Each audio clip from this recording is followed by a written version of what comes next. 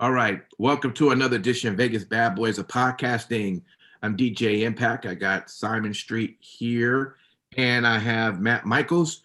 We have our good old Sin City is out there working for the man. So he'll be back with us next week. We appreciate all of you who are joining us live for our 3 count. We have 3 good topics for you today, and we're going to jump right into it. Our first count comes from ringsidenews.com. Eric Bischoff criticizes pro wrestling approach to storylines for not changing. So let's just read a little bit about what it's actually saying. The writer starts off by saying, as a whole, the element of storylines in pro wrestling in general has largely remained unchanged, and that is an issue for many fans. And, actually, hold on. Let me start off from here. I moved a little bit too fast. Okay, so many fans would agree that WWE's product has fallen a lot when it comes to quality. The current product has a lot of flaws, including 50-50 booking, feuds that don't go anywhere, teams splitting up for no reason, and storylines not making sense. The disinterest of fans is reflected in the dwindling ratings of Monday Night Raw over the past few years. Then it says, as a whole, the element of storylines in pro wrestling in general has largely remained unchanged, and that is an issue for many of the fans.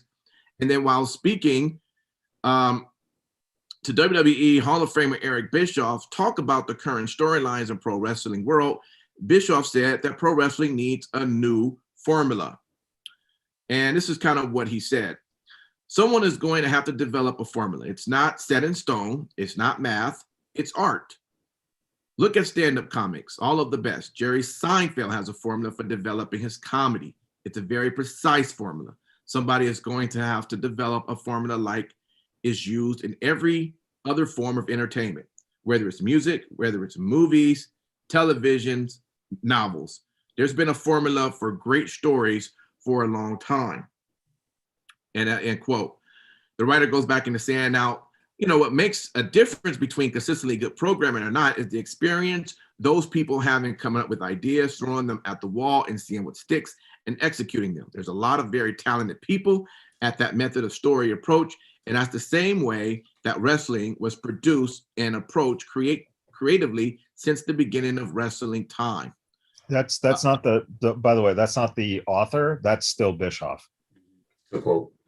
Yeah, it's still part of a quote. And Bischoff continues then after that. Interesting. Okay. Because when I look at the article, they closed the quotation after a long time, and then it starts back with no quotation. So that's what threw me off. Okay. All right. You're right, though. At the end, yeah. Yeah. Thank you. So that was another quote from there. So, and then the very last thing we'll say, because he did continue, the last thing he did say is that the business has changed. Television has changed the business. Television will change the business, and it has in some respects, but the storytelling aspect and the way wrestling is approached is lagging way the fuck behind the production value, the athleticism, the size, the scope, the popularity. The only thing that hasn't really grown and kept up with all other great things is the approach to storytelling, and it's been done the same way now, and it was in the 60s and 70s. So guys, let me just ask you, first off, which was the writer, he starts off by talking about WWE's 50-50 booking and feuds that go nowhere, teams splitting up, and storylines does not make any sense. And he's coming at this from WWE Raw. I wanted to kind of open this up to, you could kind of see this happening from all different wrestling organizations, not necessarily just Raw. This issue that is talked about, it's tough for me because, and when you have someone, let's say, start off from WWE, and guys, I won't even call your name. Just jump in here when you see fit on this, except it's just us 3. WWE's been doing this for, I guess, as WWE, as under that name, umbrella, I guess, what is it, maybe 45 years or so? Am I kind of right, Matt Michaels, around there? Under the World Wrestling Entertainment umbrella? Since Vince took over the company, right?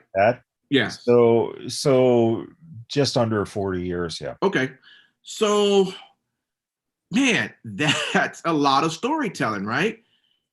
And you're going to sometimes listen, when it first started, I'm sure all the storylines, they were fresh, they were new.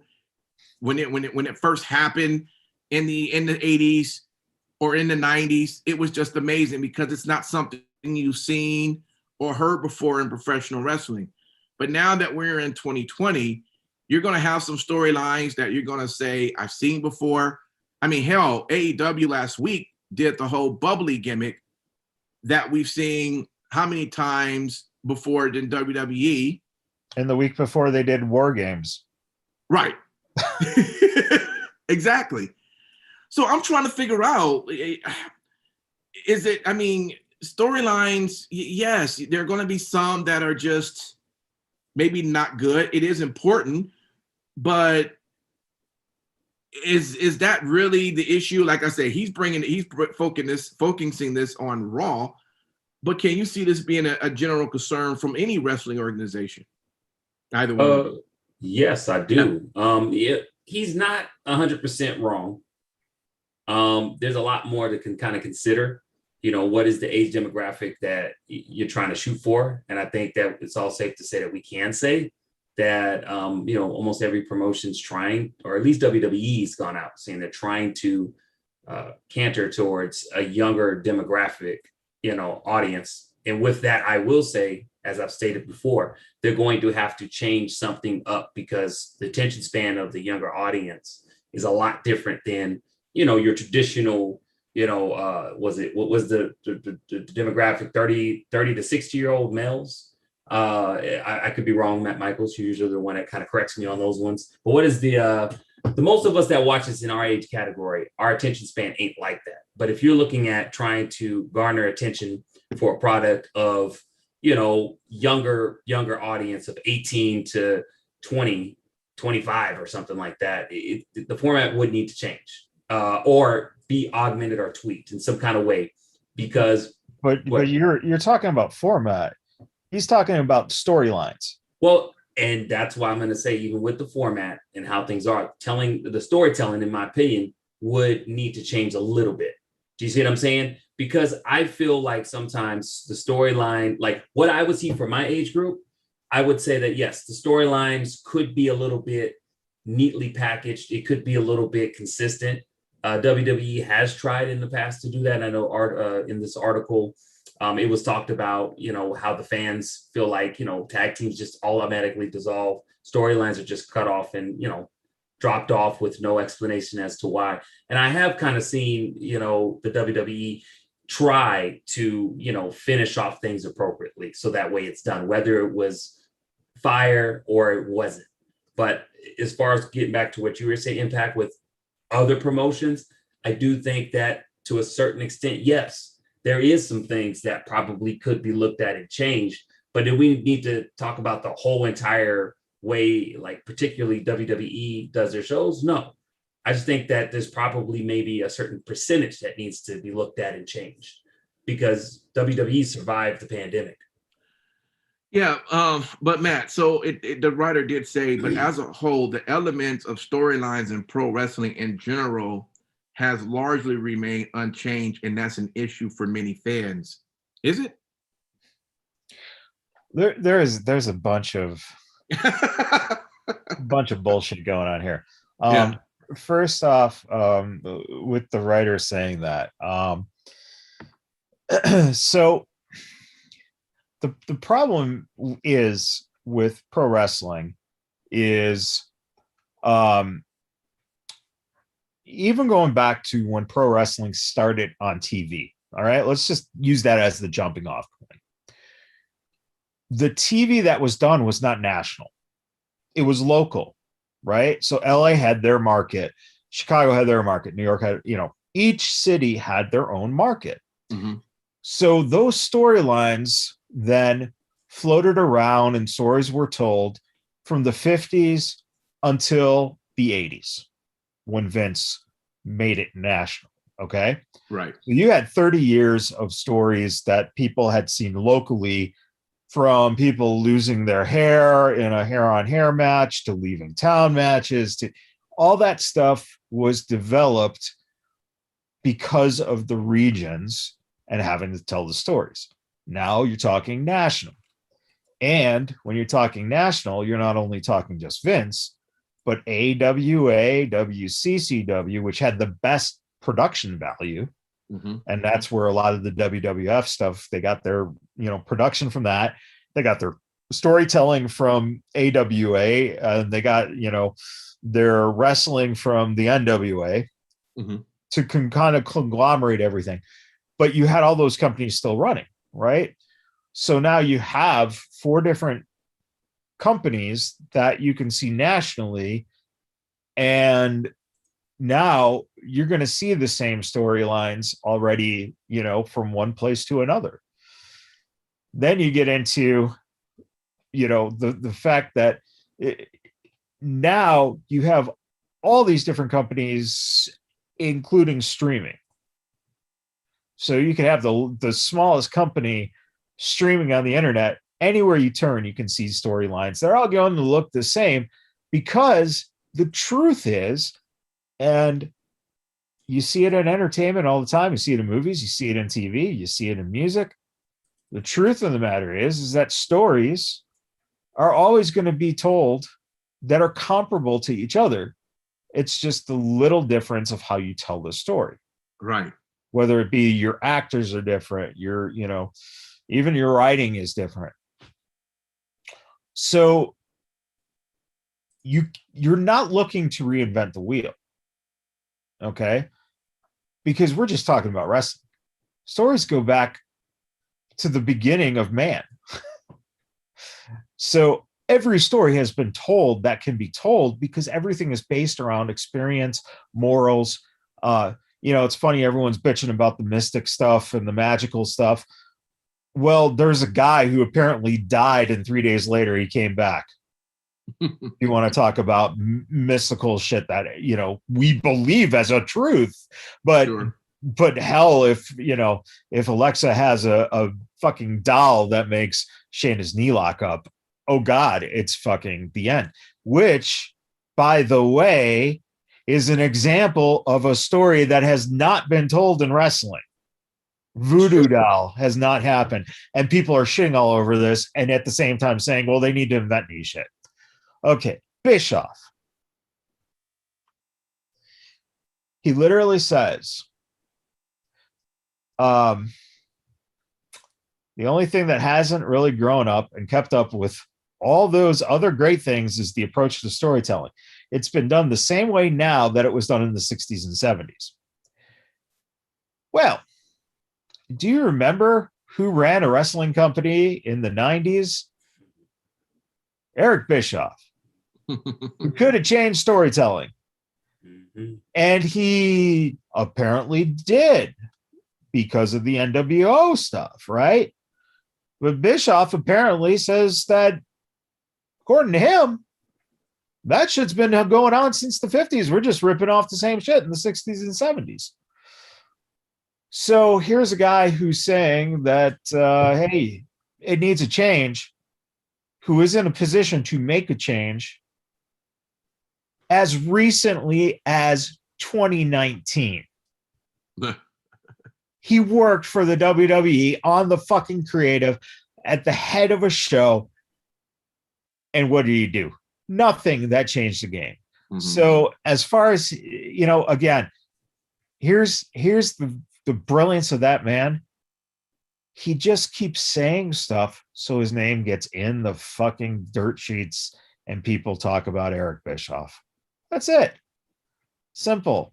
Wasn't this the same guy that said that he didn't want to get back in the wrestling business ever again? I could have swore we had an article that popped up or something. We had a conversation where it was asked, would you ever get back into the wrestling business? He said, no, I have no desire to get back into it. But he sure as hell is not keeping his word. He seems to be tiptoeing around.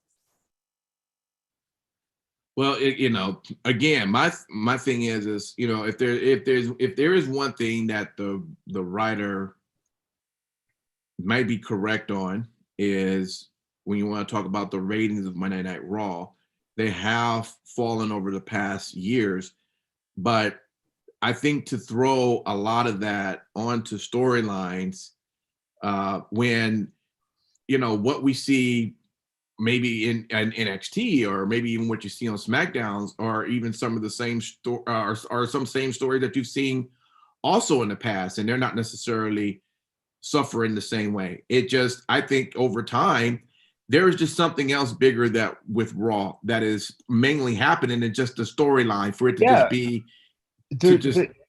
it's you hit it, and that is it's 3 hours with that every fucking week. Right. This is the other thing that I think that if you want to talk about you're trying to tell stories where you have literally, if you want to take the whole company, just WWE.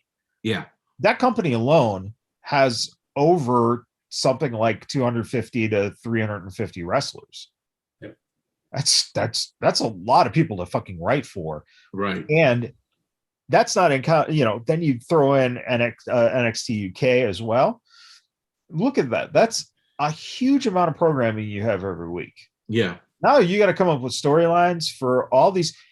And then what happens is, so storylines happen, and you see people who you as a viewer thinks should get a push, quote unquote. And now it's not about the storyline. It's just about, you're doing things wrong with him.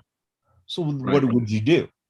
The fact of the matter is that if you look at a movie or a television series, you're not sitting there going, well, I wouldn't do that with that character. They don't put enough emphasis on this guy. Well, that guy is the janitor of the fucking school of this show. Do you want episodes that are fully about that guy? No. He's not the draw. And that's what fans miss, because everyone thinks that they know how to book. Everyone thinks they know how to make stories. Everyone thinks they can do it better than the product, but no one is working for these companies who are in the position that these actual people are. Right. Very true. So, and Bischoff, again, he's not dancing around with anything or getting into the wrestling game. All he's doing is doing his podcast and doing interviews where he says stuff like this. Why? Because if you say stuff like this, the dirt sheets will pick this shit up, because his name is Eric Bischoff. Right. If DJ Impact was sitting here saying this stuff, no one would be blinking an eye going, oh my God, he's right. Because people would be going, oh my God, who's that? Hey, easy.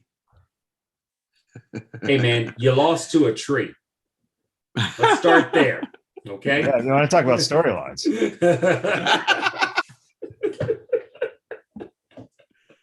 Damn it, I'm on a tree in the ring next week.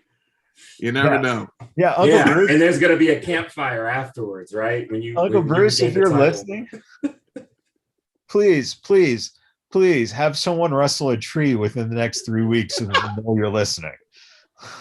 Right.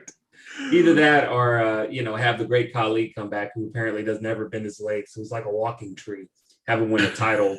I don't know, 24/7 title. And there you go. There's your tree.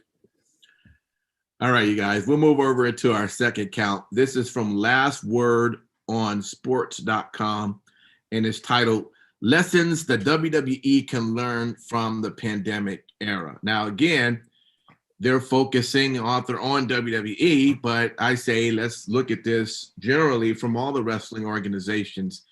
I'm just going to kind of, instead of just reading the whole thing, we'll just kind of pick apart, but he's got 3 or 4 that he points to specifically. The first one is WWE superstars need to have holidays. Now, again, like I say, sure, this is for WWE, but are you not thinking AEW or Impact or any of those? Sure, they don't have the schedule like WWE, but if you're a worker, hell, I work my job, and guess what? I need a holiday. So, this is why I'm saying this in general. But this, he says, WWE superstars need a holiday. The next one is a return to the road, though good, may be problematic. The next one, the company needs to stop taking its fans for granted. And then, or I think that was it. And then the fans need to stop taking the company. Yeah, taking the company. Oh, there it is. That was the last one. The fans need to stop taking WWE for granted. Correct. So let's get right into it. Again, these are lessons that WWE can learn from the pandemic era. What do you guys think from the four here that was named? Again, I mean, if you want to specifically name it for WWE, you can. I think this can be for all. But do you think these are lessons during the pandemic that could be that is learned from all the organizations that's out there? Well, especially the last one. Whenever I was reading through the article, us kind of taking, not just WWE, but WWE live WWE events for granted. I think a lot of us kind of be honest and say that, yes, watching it on TV is amazing. It's great. It's fun. For most people will say that, but going to a live event does give you an aspect of this business, not even from, not just from the standpoint of when you attend a live event and what that feels like, the energy and being around the crowd and the chants and just the atmosphere, but also too, when you're watching it on TV. I'm not gonna lie, when the pandemic first happened, they was doing nobody in the crowd. I was like, shit, this is like a damn audition. You know what I mean? Yeah. And it took a while for us to get used to it and everything. But I mean, when you kind of really realize that, that's the one that really struck a chord with me, is it made me realize just wrestling or going to live events in general. Like, I'm itching. I'm excited to go to my first WWE live event, which probably may be SummerSlam. I'm not sure, but I'm excited because it's been probably since SummerSlam of 2019 when we went Impact was probably our last live event, right? August 2019. Yeah, correct. No. Yeah, we went to SmackDown. Well, we went to SmackDown in, I think it was the near the end of 2019. That's correct. Yeah, you're right. That was the last one. But even so, how many of y'all are itching to go back to a live event and experience that? I mean, I'm probably, you're not. I'm excited. So I don't know. I really did take WWE for granted in that sense, but also too, WWE really kept a sense of norm in a devastating time of the pandemic in the beginning parts, because we didn't know how it was going to play out. Not to sound grim on the show, but I didn't know what if I get COVID? You know what I'm saying? What's going to happen to me? You're hearing reports of people dying and you don't know what's going to happen. And you're trying to gravitate and hold on to a sense of normalcy. And at least WWE as the constant, and AEW a little bit, but mostly WWE at least kept us, like they said in the article with Vince McMahon's The Show Must Go On. And I appreciate them because it did help me keep a level of sanity in an uncertain time. So that's all I'll say with regards to that. Well, we know DJ hated WrestleMania. Oh, yeah. They should never have done that. It's awful. Yeah, you was some kind and that is a perfect example of you taking the company for granted. And I think that's very interesting that, the people who thought along those lines of, well, they shouldn't even be doing it. Well, then you wouldn't have had anything to watch in terms of wrestling, which is, would you rather have no wrestling or just no fans there? Which is, I think that's one thing. When I say I don't really care about going back to, an arena full of people, is because I'd say that a good 75-80% of those people are just trying to get themselves over. That's true. And I hate that. I hate that that's what it's become. It's, let's boo this guy just to boo that guy because, I'm going to be different. I'm going to be the jerk and stand out and that kind of shit.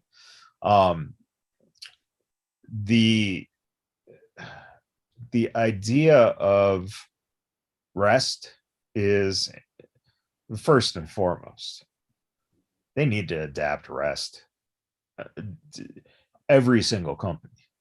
And I think that the sad part about it too is that the guys on the independent circle, they are going to continue to work even more and probably put themselves in worse position. Because let's face it, when WWE starts doing these tour dates, they're not going to be doing it as extensively as they were, right?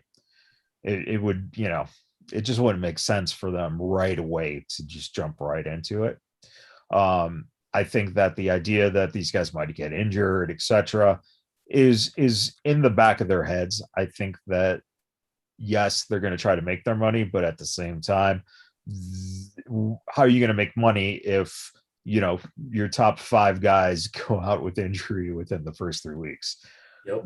So I think you're going to see that caution on it, but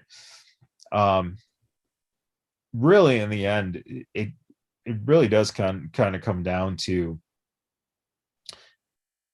I really think that fans are excited to go back so that they can complain about how it wasn't as good as it should have been.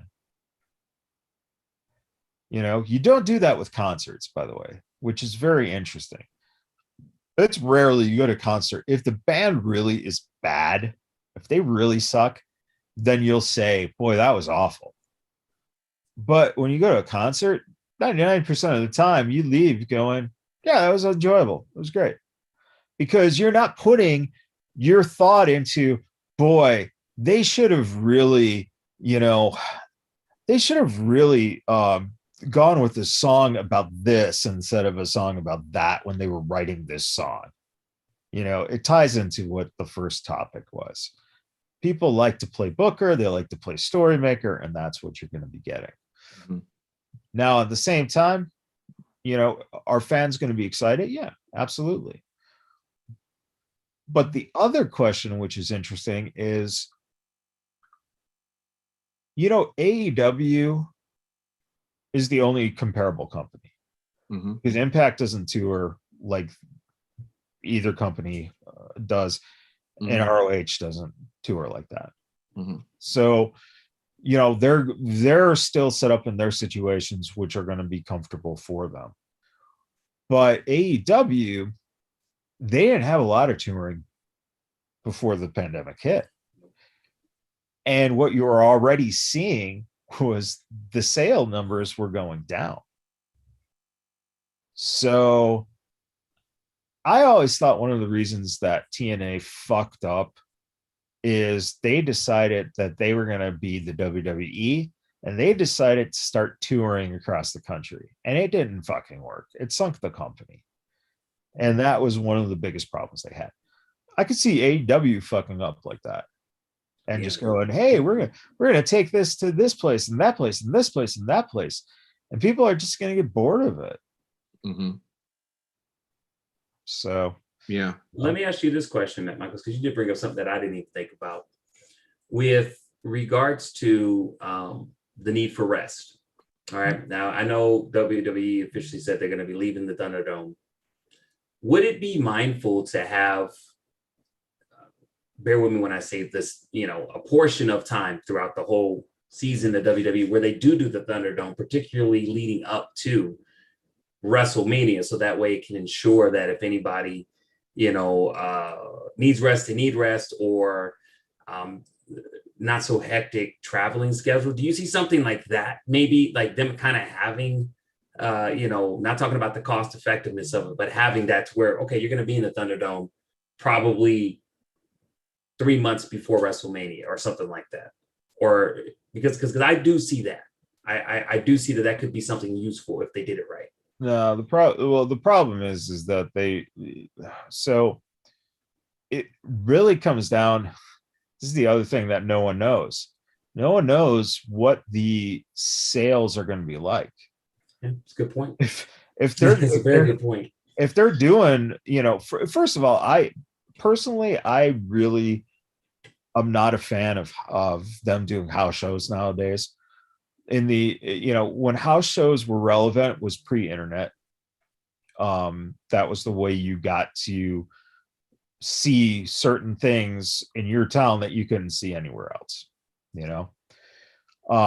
House shows have taken a huge hit, and it's much more of a risk. As far as doing something, I don't know if they would do Thunderdome, but what you could do is effectively move into a town for, I like that. 2 weeks prior to a WrestleMania or a SummerSlam, and take over arena or the spot you're going to have the event or something like that, possibly. But again, I think that they should just I don't see nowadays. Really what it's going to come down to is not even house shows. It's really going to come down to, if they only do Raw and SmackDown for these live shows, I think that's the way you do it. Just do Raw and SmackDown. That makes sense. And then that way they don't have to stay out on the road for the rest of the fucking week. Yeah. You tape Raw in Nebraska, and after the show's over, you get a good night's sleep, or you hit that red eye and you just go back to your home. There you go. That makes sense. Do you think that you're saying take both shows on the same day? No. Mm-hmm. I'm saying don't do house shows. Just I got you. Okay, just do Raw and just do SmackDown. Got you. Okay. In the live aspect, and then your pay-per-view. Yeah, and I think that would be better. And also too, I like the suggestion you said that just before like WrestleMania, move into a town or go back to Tampa, since a lot of people kind of live in that region a little bit. I mean, I don't want to say everybody, but a lot of people live around there, right? So that way you kind of have that one town where you're just doing these live events, so they're not having to do, flights and travel accommodations before WrestleMania. Yeah, I mean that is an option. Those are the kind of options that I think are easier to think about than going out and just doing a massive amount of dates. The only reason you do a massive amount of dates is really because of stuff like merchandise sale. It's really too, honestly, this even goes back to the days of territories. A lot of ticket business was always walk up. So you did a lot more, of people just deciding, hey, there's tickets available and I waited this long, I'm going to grab them the morning of. Same thing. You're at a show and the merchandise is right in front of your face. You're going to probably more likely buy it then than buying it online. And that's mainly, again, the theory of, if you have kids, if the merchandise is right in front of them, the kids are going to be like, I want that. So emotional buying at its best. Yeah. I mean, that's really what the prime reason now for doing any kind of house shows is. But yeah, Raw, SmackDown, if you're going to be doing them live, give the guys the rest of the fucking week off. Just let them go back home, relax, recuperate, and then go on to the next city, the next Sunday or the next Thursday or whatever, maybe it's a day or 2 days before. Now, interesting enough, Sean in the chat said, I do feel that the house shows are going to sell out like crazy. People are just ready to get out, look at what's going on with sports teams that are opening up. Our local Raiders tickets are insane, supply and demand. So, I mean, he kind of does have a little bit of a point, because right now people are getting acclimated back to going to public events. Like I think this weekend in Vegas, there was some sort of concert that was downtown or something like that. And it so crazy. I'll just go straight into so here's my trade-off. House shows were already struggling. And yes, you're going to get a bump. However, you're going to sell out Raw and you're going to sell out SmackDown if you're not coming back to that city. True. And that's what they hadn't been doing, is making those sold out. So that's the approach I would take. I would still just focus on those, because you're going to sell those out. Your house shows, even though they might sell a nice percentage of the auditorium, you're still going to be looking at, most likely, if you're running a 16,000 seat arena, you're going to be looking at maybe 10,000, maybe 8,000. And that craze is also going to be essentially, I think, a 1-through. So if you do a house show in, Toledo, Ohio in February I guess we're, so let's say August, all right, August this year, you're going to do a house show in Toledo, Ohio.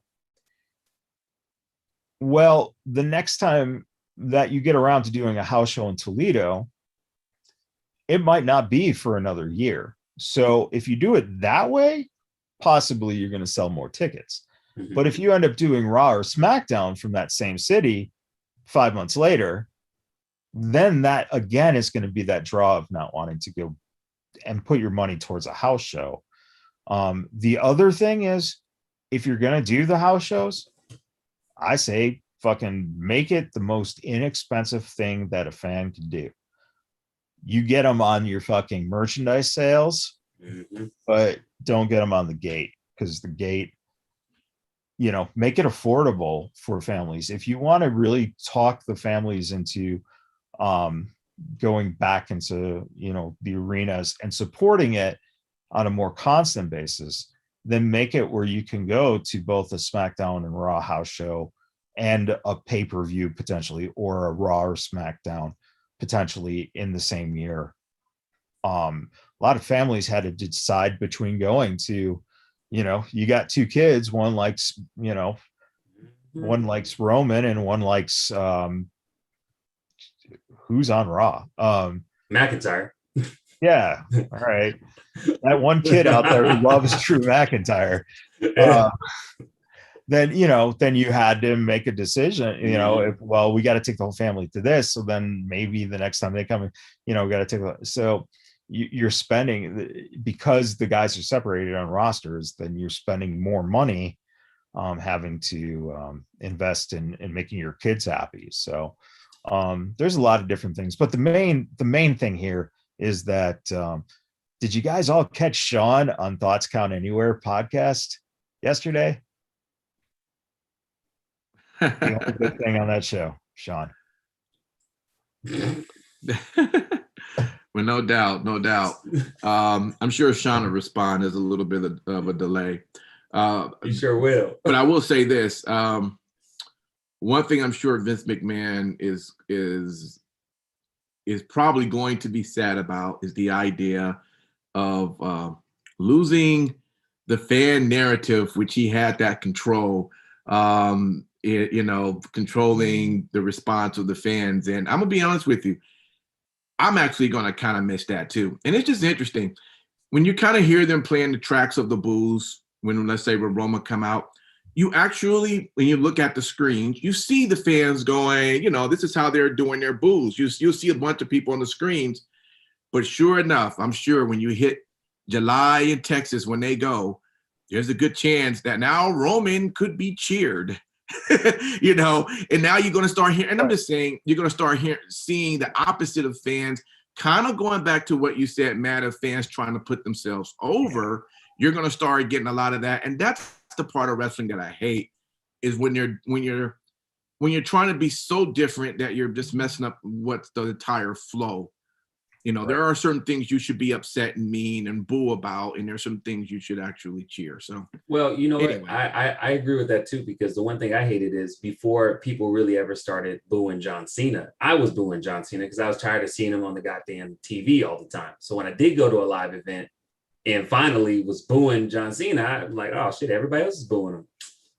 Damn, I'm not original, So yeah, you're right. Like that does kind of suck. with regards Well, I to never booed John Cena for that. I booed John Cena. I got tired of seeing his ass on TV, but I miss him now. Pretty excited to see John Cena. All right, let's go over to our third and last topic, and we're actually gonna have a little bit of a video segment of this. But before I jump over there, this is from BarrettSportsMedia.com. I just thought that this was pretty interesting. On Sirius XM, busted open radio host, he was livid the moment that these zombies appeared on his screen during the lumberjack between Damian Priest and The Miz. And he said a whole bunch of things. Now, granted, this video is almost like 2 minutes. We're not going to go all into the video. I'll just play a good minute. We'll kind of get the idea, and then we'll kind of read some of the other things that was also said. But yeah, he was not a happy guy, and we're gonna talk about it. But you guys tell us what you think, as we're gonna get right into this with this. And I'm not taking their shit anymore. I deserve better than what they put in that ring during that match between Damian Priest, who just came up from NXT and I think is a future superstar.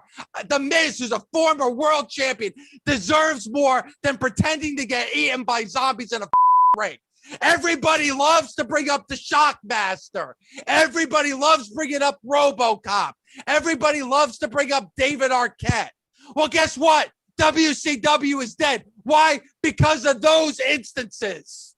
And 10, 15, 20, 25, 30, 35, 40, 45, 50, 55, 60, 65 years from now, people are going to be talking about that fucking that I had to pay to watch at WrestleMania Backlash, where fucking zombies are attacking the wrestlers, and Adnan Burke is explaining to me what a zombie is.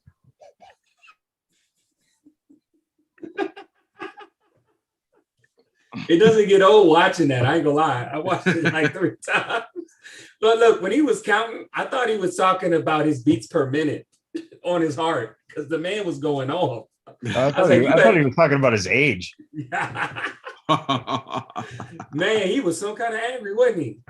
So a lot of people just been really upset about this entire zombie thing. And of course, well, I think you've mentioned, Michaels, I don't know if it was, our shows begin to come together. I don't know if it was 3 Count or Wrestling Talk. You mentioned how WWE was paid $1 million for running that promo, which Dave Bautista was in. So of course, it would make sense for why WWE would want to do that.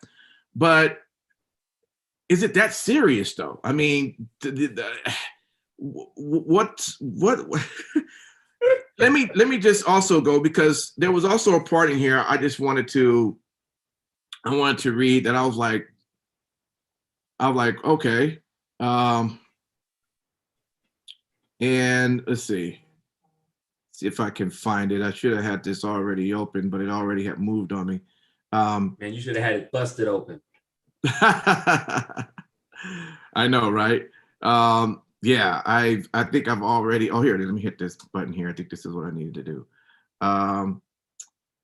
So there's a part that he goes, "Do you?" I guess someone asked, "Okay, so do you love pro wrestling?" LaGreca asked, and he goes, "Vince McMahon doesn't. Vince McMahon doesn't. No, he fucking hates pro wrestling. He hates it. He hates pro wrestling. He thinks it's disgusting. He hates pro wrestling. Hates pro wrestling." Matt Michaels, what do you think? Vince McMahon hates pro wrestling? I mean, enough that you're going to make that comment and really stress the point of hate. We do know Vince McMahon don't want you to say the word wrestling. We know that point. But does he hate pro wrestling? Sound like you sneezed. Excuse me. God bless you. Thank you. So I think, isn't it spectacular, the fact that we have Eric Bischoff saying, well, the problem with wrestling is storylines. But then we have people like LaGreca going off saying Vince hates pro wrestling, but at the same time, Vince is the guy who makes pro wrestling into sports entertainment. So the one thing that Vince did was incorporate more stories and storytelling because it's entertainment more so than wrestling.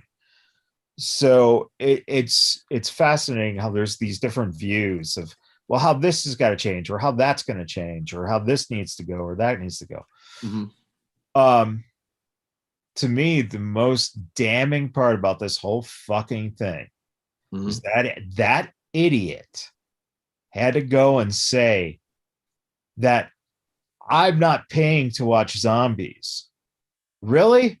Well, then stop paying your $5 or $10 fucking dollars a month, because you ain't paying $50 for a pay-per-view that got ruined by fucking zombies. Eat shit. Serious. Anyone who fucking complains about the product has to really look in the fucking mirror and go, are you that fucking bitter that $5 or $10 means that much to you? Then don't pay it. Don't watch. But he has to. You know why? Because guess what Dave does? He talks about it for a living and makes money off of it. And guess what we're doing? We're talking about Dave, who makes money talking about this stuff. So really, he's just fucking getting himself over by doing this. He just played to all the fucking smart marks out there who are just like drooling at this, going, that is fucking great. Even fucking Bubba was laughing at him. He was. So yeah. What's your take, Simon Street, on that, man? I mean, is it that serious? Is this whole zombie thing that happened on WrestleMania Backlash? Was that a big deal? And does Vince McMahon also, does he hate pro wrestling? You know, give you a two-part question there. First of all, Vince McMahon don't hate pro wrestling. That is just some fuckery that came out of Dave's mouth. Second of all, how much did they get paid to run that shit? What was that noise? Yeah, what just happened, bro? I don't know. Can you hear me now? Was it me? From my end. We can hear you, but you're distorted as fuck, bro. All right, what about now? Am I distorted? Yes, you're horrible, man. How am I horrible?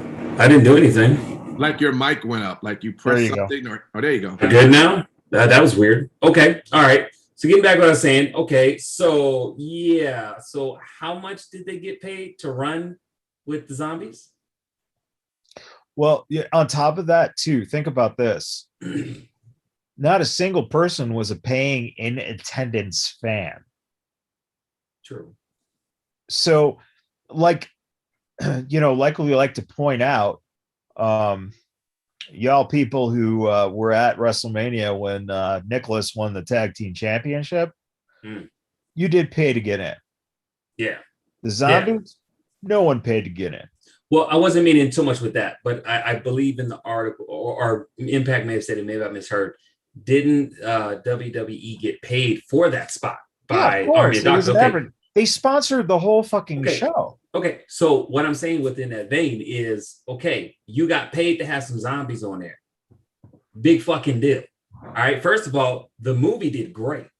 I believe Rotten Tomatoes gave the movie 73. Rotten Tomatoes, Metacritic gave it a high score. I saw the movie on Friday. It was one of the best zombie movies I've seen in a very fucking long time. So at the end of the day, it's just business. And Michaels, you are exactly correct. There wasn't nobody that had to pay to get in. It was not a live attendance. So there really should be no one bitching and complaining. Yes, Dave LaGreca just wanted to get himself over. And, I found it to be interesting. It's not a big freaking deal. Now, if it had been a title match, I could see maybe a little bit of what he had to say. Maybe even a smidge. Because, yes, I was one of the salty ass people at a WrestleMania in New Orleans when I was going to call him Little Nicky, when Nicholas won the tag team champions. But that was only based on the fact that I actually paid for a ticket. Do you see what I'm saying? And I felt dissatisfied. But there was none of that. And on top of that, once again, as an at-home viewer, we didn't pay for that pay-per-view. Yep. The $50 or the $100, whatever they would have charged for it, you were paying the network price. So, for any complaint to come about, well, they're doing this or they're doing that, and that is ruining everything for me, then you know what? Just stop watching. And I liked it. I thought it was cool. And definitely what Sean said. He said each zombie got paid at least $500. Thank you, Vince, for providing work to our people in the industry we love. You ain't lying. Exactly. That $500 paycheck went a long way. And I saw the picture they took at the end of the show, all the zombies together. It was pretty cool to kind of see. Yeah, I mean, it's ridiculous. Here's another thing that, if you want to look through that perspective too, which is a very reasonable thing to look at, and that is, think of how many of those guys get paid $150 or $200 to be a security card that we know is a fucking independent pro wrestler, not really security, who is taking the bumps, right? Is there outrage or pissed offness from Dave when that, which we've seen going back to storytelling many a times, we've seen that for how many times in the last 30 years? Yeah. It's jobs. It's what an insane. And again, the insane thing is this guy's doing it because he makes his money off of everyone who puts him into their perspective of, oh yeah, he's so right. He's so right. And guess what you're going to do? You're going to follow him. You're going to pay for his prescription, the subscriptions, et cetera, et cetera. You're paying his salary, and all he's doing is fucking getting riled up about something just to make you feel like, yeah, he speaks for me. But who does he really speak for? Yeah, well, it definitely wasn't that. I didn't find it to be that big of a deal as people was making it. So it was. I thought it was kind of cool. My son loved it. It's different. You know what? It's different. And now when you go back to when we want to now go back to our other topics, right? When we talked about storylines, you choose to do something different that you don't normally see a lot of, and then people bitch over that, even though it's different. Well, one thing that I think that was here's the one thing that I think that might be one of those things that sticks in Dave's craw is that wasn't necessarily done as a storyline. Well, that's true. That is true. That was it was done as a pure advertisement, because I'll be the first to admit, when I turned on the I guess probably the pre-shows, maybe when they kind of made some kind of indication about it, that was the first I heard about it. Like there was no setup on like SmackDown or Raw or whatever fucking, I guess Raw, that there were going to be zombies there as the lumberjacks. I don't remember. No, I don't remember at all. Yeah. So that came of, it's not a storyline in terms of, extended storytelling, but within the context of, doing a unique promotion that hadn't been done before, why the fuck not? You're absolutely right. Try something. And then he throws, I know he quotes as saying, the Miz, who's a former world champion, deserves more than pretending to get eaten by zombies. We all know that this gimmick was actually perfect for the Miz. And he probably signed up for this shit. He was like, I'll do it. There's not a lot of people who can play this off the way the Miz can, and well, isn't it funny too? And Morrison too. He was just as good. Yeah, go ahead. But Morrison actually served it up. He served it up of how we got the zombie lumberjack, because he was going to go talk to the lumberjacks. Yeah, right. But what's really interesting on top of all this is the fact that out of all this, the real thing is that the Miz is injured now for the first time in his career. Yep. And it's just ironic that after these zombies attack, he sustained his first injury. So I don't know if Vince is going to want those zombies back anytime soon, but But it might be a bit of a blessing in disguise for him because and I haven't had a chance to research this, but the people who did Mortal Kombat actually maybe are entertaining him possibly having the role he's shooting for. I think that you're the only one who's focused in on that. I think what you Damn right I'm do, focusing on that. I want him to Well, play one of my favorite characters. I think it'd be what you perfect for need to him. do is take to social media and get people talking about it, trying to get them hooked up on it, man. I think people have already done that, but yes, I will add my name to that list. Well, take the forefront, brother. Be a pioneer, man. Keep Get Cage that alive. podcast. Miss for Cage. All right, guys. Listen, that was our 3 count tonight. Hope everyone got a chance to enjoy that. Let's go ahead and just sum up our final thoughts for this week. I'll hand it over to you, Simon Street. What you want to tell the good folks out there? Thank you so much, everyone, for tuning into the show. We greatly appreciate each and every one of you that tunes in and supports us. It really means a lot. From donations to viewership to sharing our live streams, we really couldn't do this without you. We really do appreciate that. Also, too, I'll say it because Cincinnati Steve is not here. Rep Sports. Please type in, I think the promo code is Vegas Badboyz, and it's No. RE something I like think Rep it's Sports. Vegas. Is it Vegas? I'm sorry. Please type in Vegas, and it's Rep Sports. They have lots of great energy drinks and whatnot. And but other than that, you guys have a fantastic week, and see you soon. All right, man. Matt Michaels. Just want to make sure that everyone is aware that coming up here on June 18th and 19th, you're going to have the anniversary show for FSW. If you're in Vegas area, get your tickets now because they just moved it up. We'll probably talk a little bit more about it on the DeFalco Files on Wednesday, but they just moved it into a bigger venue. And tickets are going to be gone fairly quick overall. And then on June 26th, come out and support Big Valley Wrestling. They're doing their Pride show with Effie, who we are sponsoring. And Jay Vidal has just been announced for that show, so he'll be on it. And that supports the LGBTQ of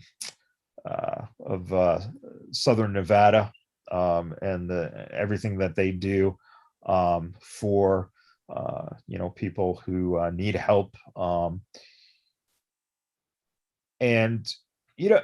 Very interestingly enough, got a little response on social media for a post that we made about that. And it was called out that by supporting that cause, that we were turning our eye against other causes, meaning that it was just as, I believe the word actually used was as racist or as discriminatory as supporting a group that just looks at how they can help African Americans in the community, or Hispanics, or this or that. They took something that was absolutely something that is very important, especially because a lot of the help that is given to kids who are essentially 14, 15, 16, 17, and basically are kicked out of their fucking house because of their sexual orientation. I'm not going to say, what organization this was that posted it on our social media. But you know what? Fuck you. And fuck you again, because this is something that you tried making into a political thing, and basically said anyone who's supporting a group like this because they're not quote unquote all inclusive, in which they are all inclusive, and your argument that this isn't all inclusive because it's just people who happen to be gay or queer or lesbian or whatever, you know what? Try living that life, man. Try living that life. And guess what? You'll hope that you had people there to help support you and at least give you a little feeling that, you know, you don't have to fear for your life just because you have an orientation that, you know, is not what mainstream fucking Christians look at as, you know, the only way to be. So, you know, this is a very important thing. And please, if you are not in Vegas and you can't attend this, please look at making a donation. It doesn't even have to be here in Las Vegas, anywhere that is close to your community that you can help people out. And because we are all inclusive, it doesn't even have to be that. It can be anything that is something in your neighborhood that you know needs, people need help. So support that. But to think that one thing should include everything was basically a way of saying that you are the discriminatory racists. And, you know, I hope it bites you in the ass. Well said. Yeah, absolutely. I second that. With that, let's end the show, and we will see you. We'll have podcasts all this week. The Falco Files again on Wednesday, so don't forget to download and listen to that. And you know, there could be something going on in my mind. We'll see. We'll see. It's a good thing if you take a listen to that. It'd be another interview that's going to take place. We don't know who Matt Michaels is going to be interviewing, but it's I'm gonna have to interview your mind. Yeah. Oh boy. Well, you got enough time for that? you know what? I will tell you what. There's so many interviews on people that Matt Michaels don't hate. The list of people he don't hate is rather large than the people he does hate. Well, we just changed the title. we just heard someone now that he does hate. So yeah. yeah. So anyway, just continue to listen and share the word to everyone. All right. We thank you and we appreciate you for listening. Until then, we'll see you next